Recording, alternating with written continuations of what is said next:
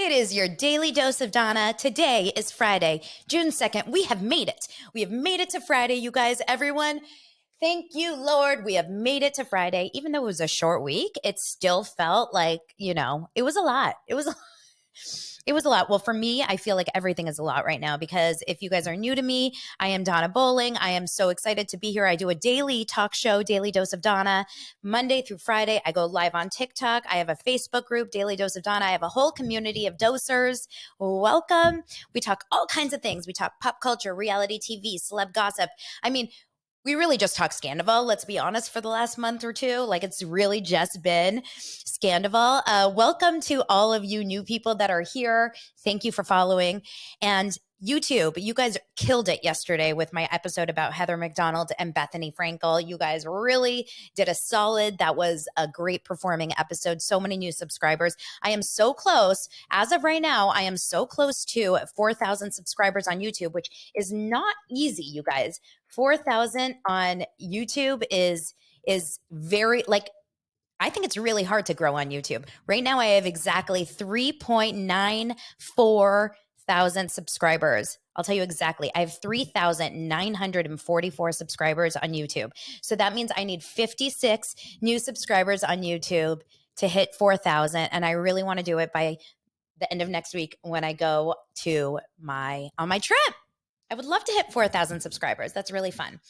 Oh gosh, you guys. Okay, first of all, I have to shout out the prime sponsor for Daily Dose of Donna. It's Ilia Wines. If you are craving a rosé or a light white Moscatel Macabeo, which is like a Sauvignon Blanc, it's crisp, it's perfect and refreshing. Or maybe you're looking for a Roble Red, which is a little bit more of a, sophisticated taste while you're having your dinner and your steak. Maybe you're feeling like a little beer. A lovely beer, Ilia.com, comes right to your door. It is designed in New York and bottled and made in Spain. This is a beautiful selection of wines, and you can use the code DAILY20 for 20% off. I love these wines. I am savoring them because I don't want to open them because I need them for you guys, so I'm just ordering more. Everyone I know that has Ilia Wines has loved it. So thank you so much for being here and supporting me and supporting Ilia. Female owned. We love our Layla Joy. She's the CEO. Okay, you guys. What can we talk about today? We have so much little things to talk about. So I was saying right before I started that, Fridays are always kind of like a random rants. And the reason why is because there's no big reality shows on Thursday nights, right? Monday, we had Summer House. Tuesday was Real Houses of New Jersey. Wednesday was VPR. Last night was really nothing. I did watch Selling Sunset. I'm trying. Thank you for subscribing on YouTube. Okay, so many comments are coming in, but I know that YouTube gets mad when I go back and forth. So I'm going to stick here and then I'm going to hit up some comments in just a minute. So last night I watched Selling Sunset. I have not watched 4 of the seasons. I am so just coming right in this last season because everyone, including my top lover of the world, Jeff Lewis, has told me to watch. And I will tell you, you don't need to watch any other season. There's really nothing you need to know. It's basically Vanderpump Rules. You just jump right in and you know exactly where you are. Where I am right now is episode 1 or 2. Chriselle is just coming out with her new relationship with G Flip. I believe that's her name. And they're all wearing ball gowns. They're wearing top of the line ball gowns, like corsets, shiny. They're wearing Jersey reunion dresses to an open house. I understand it's a TV show, but guys, I live here in Los Angeles. I'm minutes away from Beverly Hills. I'm in Sherman Oaks, which if you watch, any of those kinds of shows, it's really so close. And there's million, $10 million houses blocks away from me. So it's a beautiful neighborhood. No one dresses like that. I mean, people don't dress like that, right? It doesn't make any sense. It's what's going now? It's a TV show, so I understand. But when you go to those broker opens on the episodes, right? So On the Broker Opens, this one Broker Open that I was watching, it was episode 1 or 2 when Chriselle finally gets to see Jason Oppenheim. He's like the owner of the real estate agent. But they're so dressed up. All the girls are just like stunning and they're taking shots and drinking champagne. And the best thing to do on those kinds of episodes are watch the people in the back. Like the random guys and girls that are in the back that are actually, I think, just going to Brokers Open and it happens to be shooting for Selling Sunset because they're not mic'd. They're just there and they look normal. They just look like normal, right? It's so interesting to watch.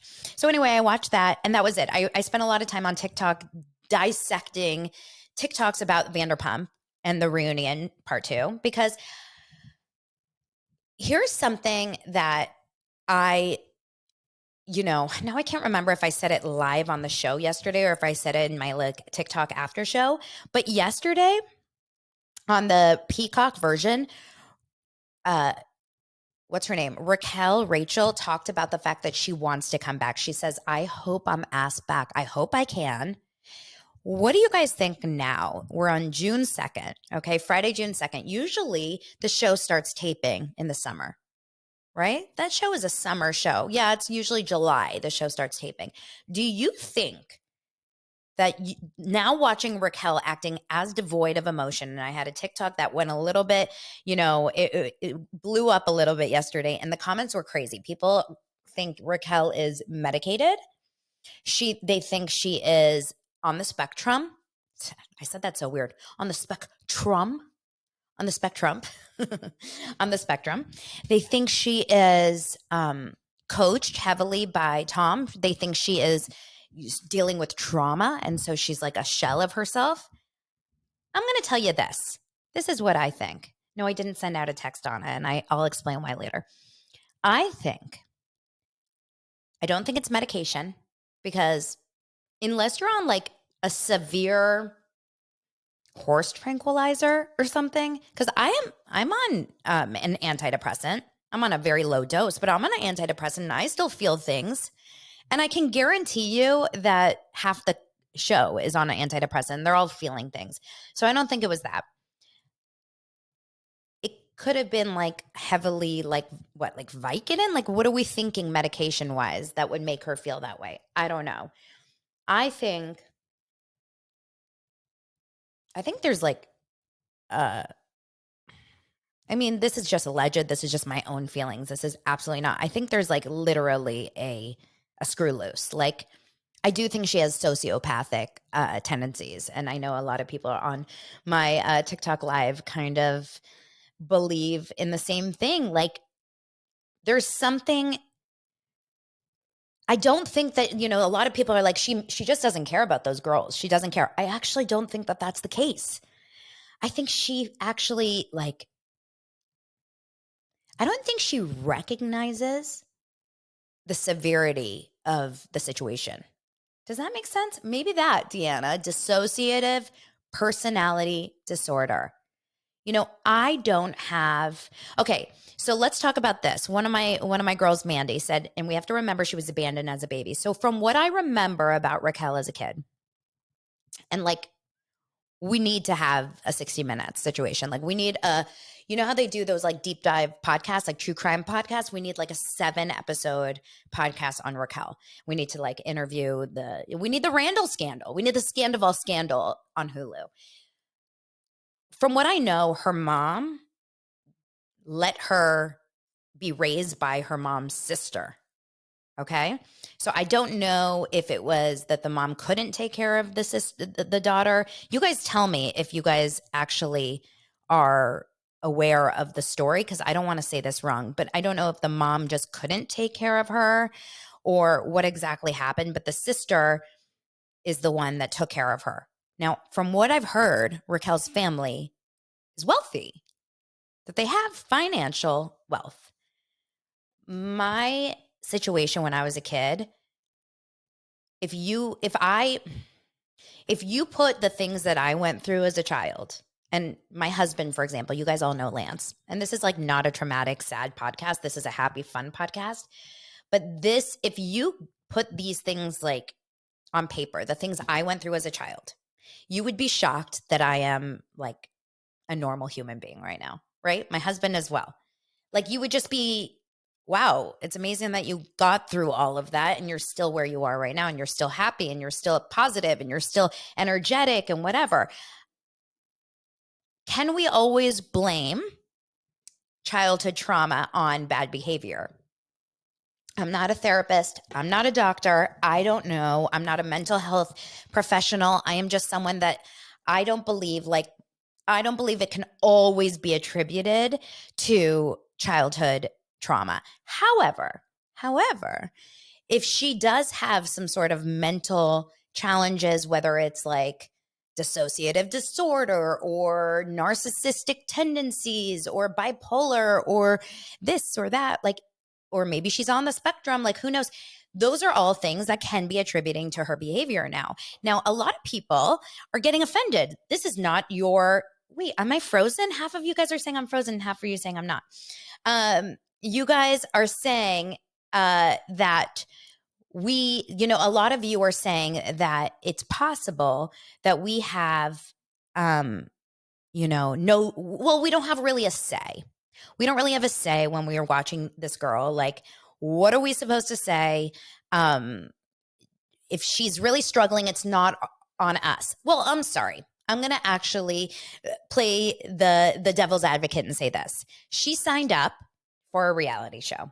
If she is on the spectrum, if she struggles with any of these disorders, this is not probably the first time that this has ever,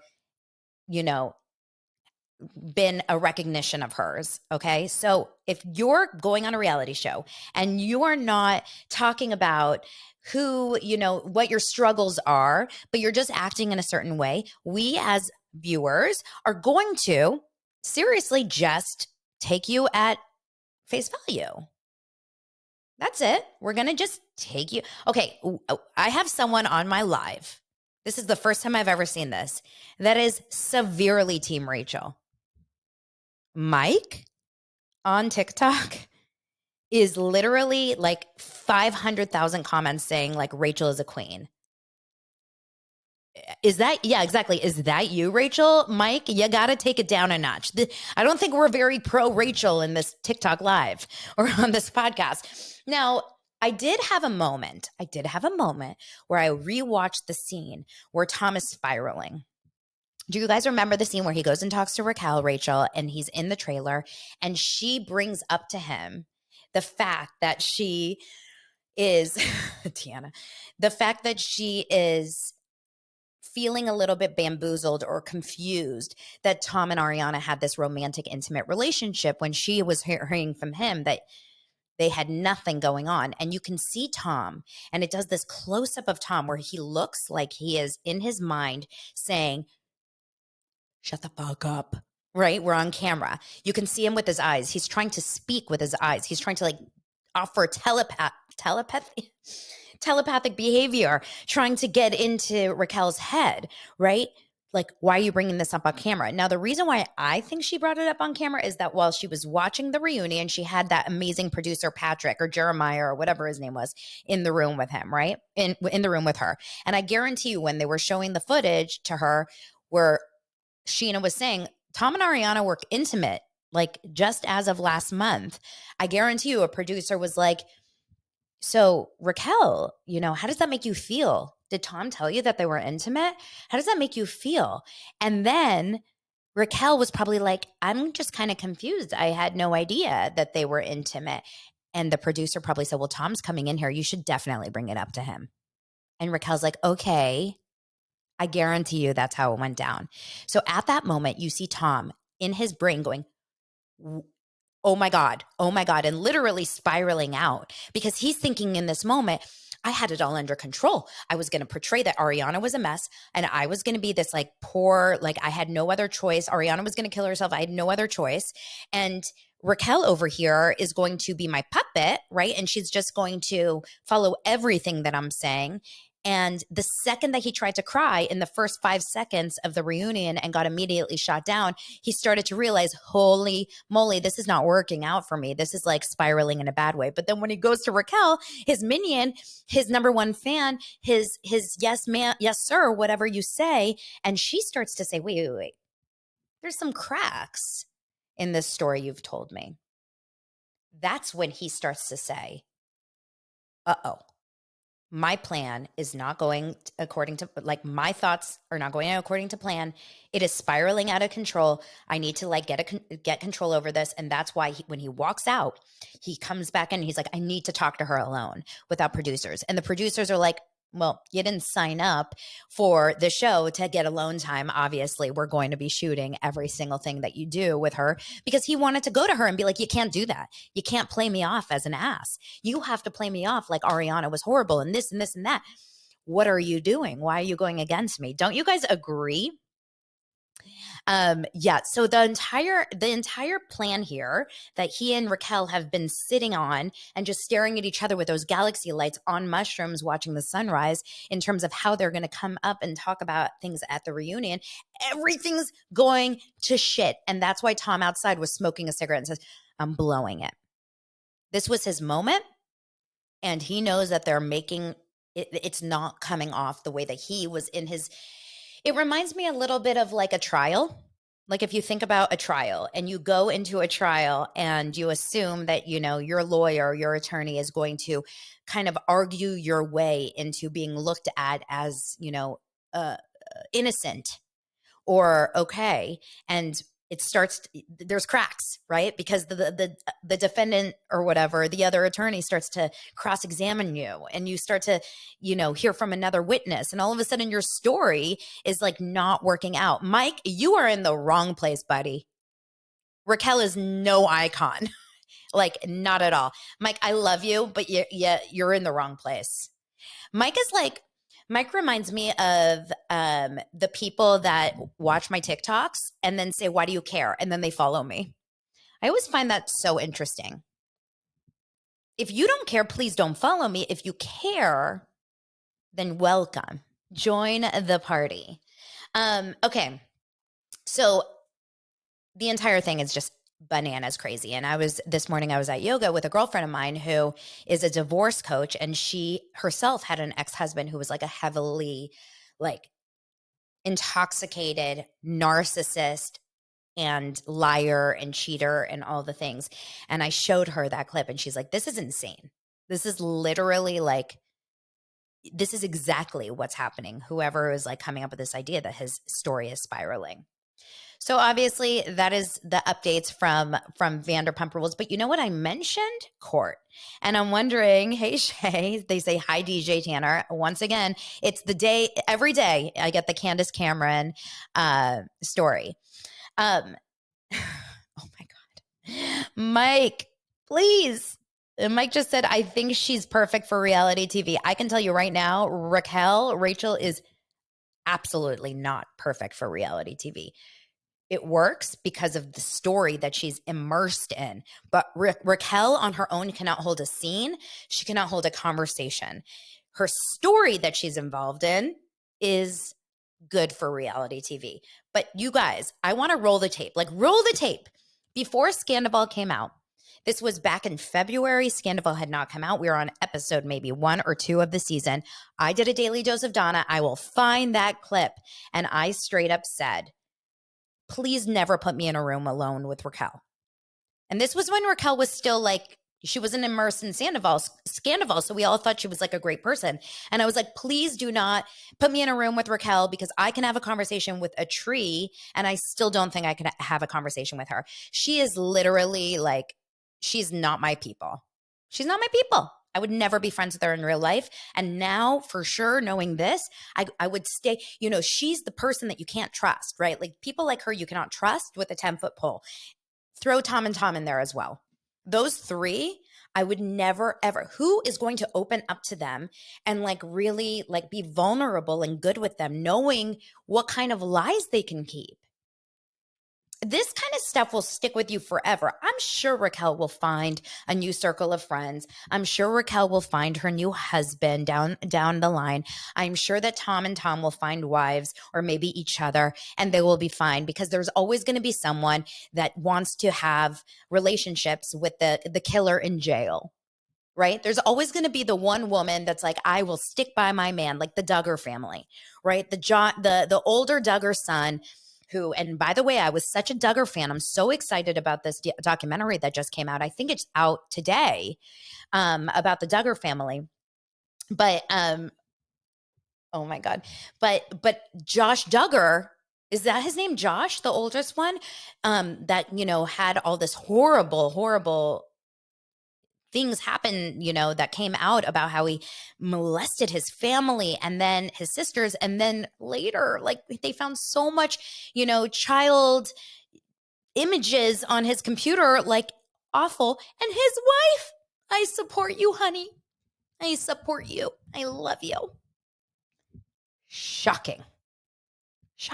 There's always going to be that one person. You guys, let's get into the mind of the person that finds out that someone has killed their wife and still says, I want to be your wife, your next wife.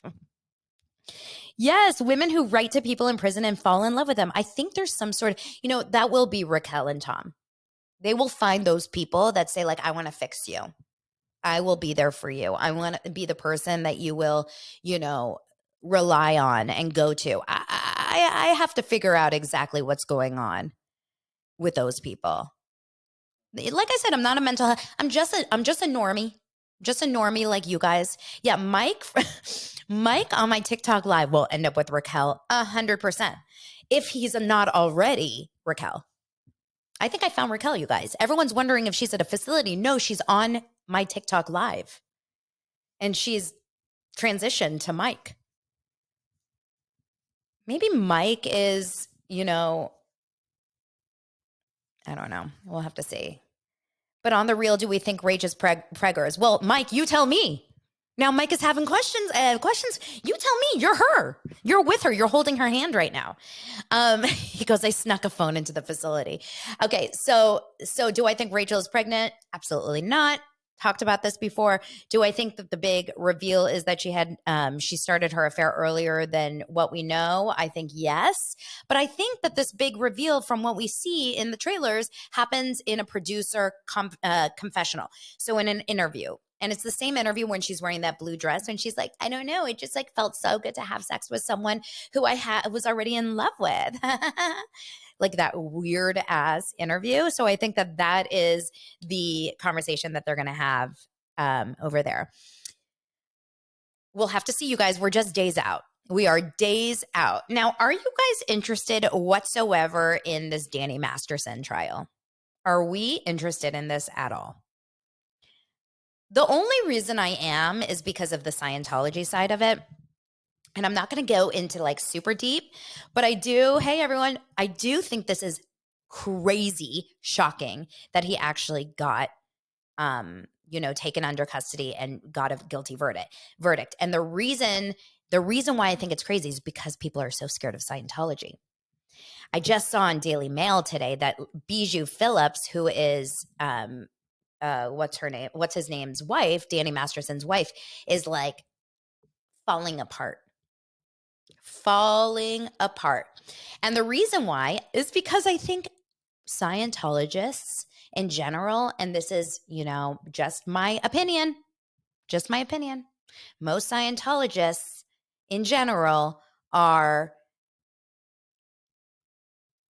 immune. They tend to be immune to any wrongdoing. Like they don't get in trouble. It's the craziest thing. I feel like most Scientologists can get away with so much stuff. And this is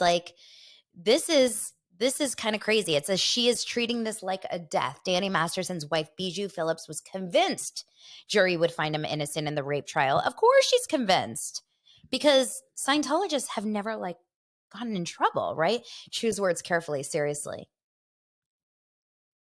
Should I put some sort of this is all only in Donna's opinion. This is something I read online. Now I'm scared. I'm scared. We have to get into this, you guys. I want to get more information. I just like hearing stories when it feels like there is vindication, or like when the right thing happens. And that to me feels good, which is why, like with the Raquel story, Rachel Raquel, thanks, Heather. I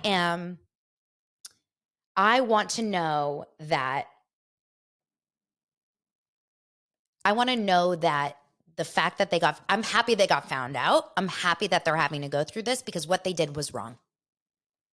That's it. We all make mistakes, but if you're going to make a mistake on such a heavy level, you have to expect to get some ramifications, right? And I like seeing that. Now, here's something I don't like seeing, and this is a little bit of a left turn.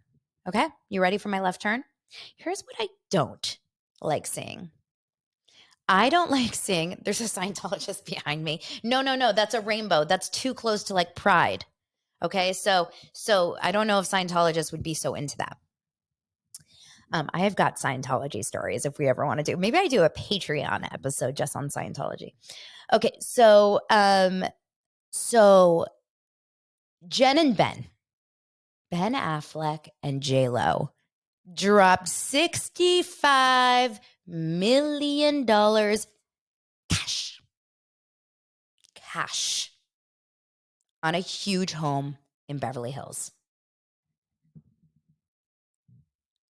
When I tell you that I saw that number and I started to think to myself, I have really done wrong in my life. I have really done wrong because I'm still Donna from the block. I could shake my booty a little bit.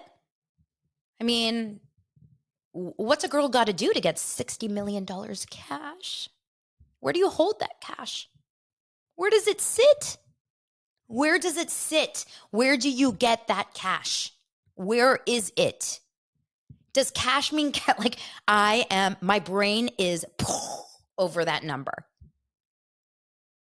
Oh no, a celeb fail. Are you telling me speaking of Ben and J-Lo, Bethany launched a Dunkin' paid partnership today. Oh, Dunkin'. Yes, of course, because Dunkin' is for the lower class and the middle class, right? And Bethany is the spokesperson for people that can't spend a lot of money, right?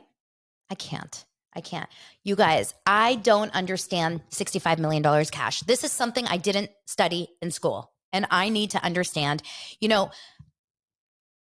I appreciate them. I appreciate for what they're doing. If you told me that you had $1 million cash to put into a house, $1 full $1 million cash today, I would be like, that's the biggest amount of money. I know that sounds crazy, but like, I'm just shocked by this. So do you think Daily Dose of Donna is going to get me that kind of money?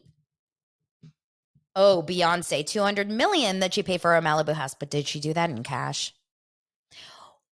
When I watched Selling Sunset last night, there was a big, beautiful home on the hills here in Hollywood Hills.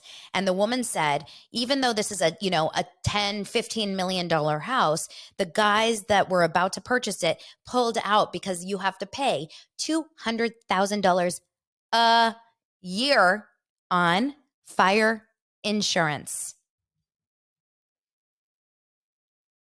$200,000 a year on fire insurance. That's what you guys don't understand about living in Los Angeles. Property taxes. Let me try to explain to you what property taxes look like. How I believe property taxes in California, some of you are real estate agents here. Stephanie, are you still here? Property taxes I guess Los Angeles maybe is different than California. I'm not exactly sure. Property taxes are at, I have to remember exactly what the percentage is, but I know that one of my friends, he's a real estate agent. Okay, Stephanie. Shout out Stephanie Timer. She's a real estate agent up in the Santa Barbara area. She said just showed a $10 million house yesterday, and it's already at 3 over asking, all cash offers. I've done wrong, my friends. I have done wrong. Can we start over? What are these people doing? So my friend, who's also a real estate agent here in LA, he was saying that he was selling a $25 million house and he ended up selling it for cash too. And he said they're all athletes. Athletes are the people that buy these houses.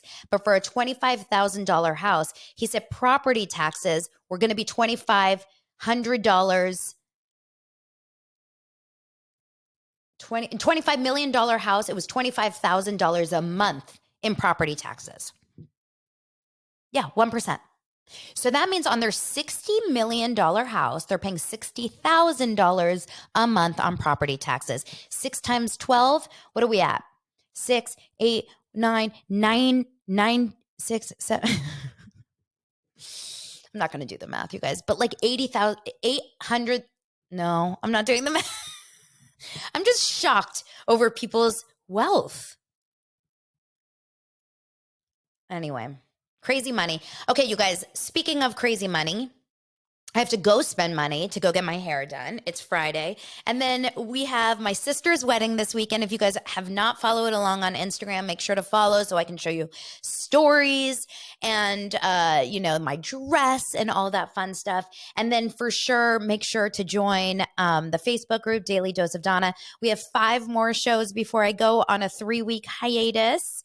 So I will see you guys then. I'll see you around. Make sure to say hi, share the show, and let's get me to 4,000 YouTube subscribers, okay? I only need about 50 more YouTube subscribers to hit 4,000. Thank you guys so much. See you on Monday.